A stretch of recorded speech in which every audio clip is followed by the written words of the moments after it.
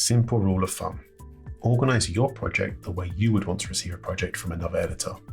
Trust me, there is nothing more frustrating than coming back to a project after a couple of months away and having to piece together your thought process, why you have 4 timelines named the exact same thing, and where all those music files have gone. Be kind to yourself, organise it at the beginning, and try and stay disciplined. Now, how do you go about that? Okay, so what does organising a project actually look like? Well, it's going to vary from project to project and person to person, but here's how we do it. Let's start with your files. If you have more than one type of file, it's probably worth having a folder for them. Here's an example of a template we've used for project folders.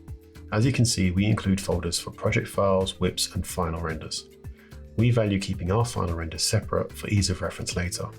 You can also see these folders for assets and development. Assets is then subdivided into footage, sound, motion graphic renders, and more. I'm not saying our template is perfect, but it's worked for us so far. And having a consistent layout makes things easy when switching between editors. Keep your files organized like this or in some similar way. Don't let music tracks sit in your downloads folder, and you won't be stuck relinking media every time you visit an older project.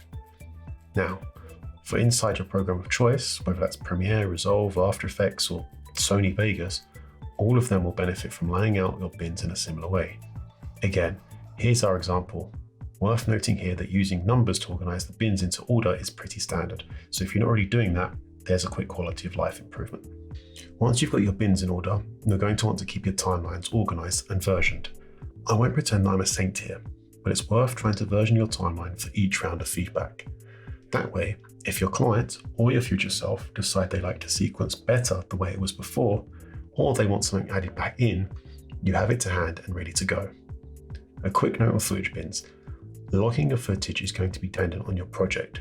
We tend to start by importing the folder structure, so likely organized by shooting day, camera, and card number. From there, we might choose to organize the footage into new bins that are based around scenes, parts of an event, interviewees, whatever makes sense for the project. Try to keep the logging consistent and obvious. This is all about making your life simpler and less painful when you open the project up again in 3 months.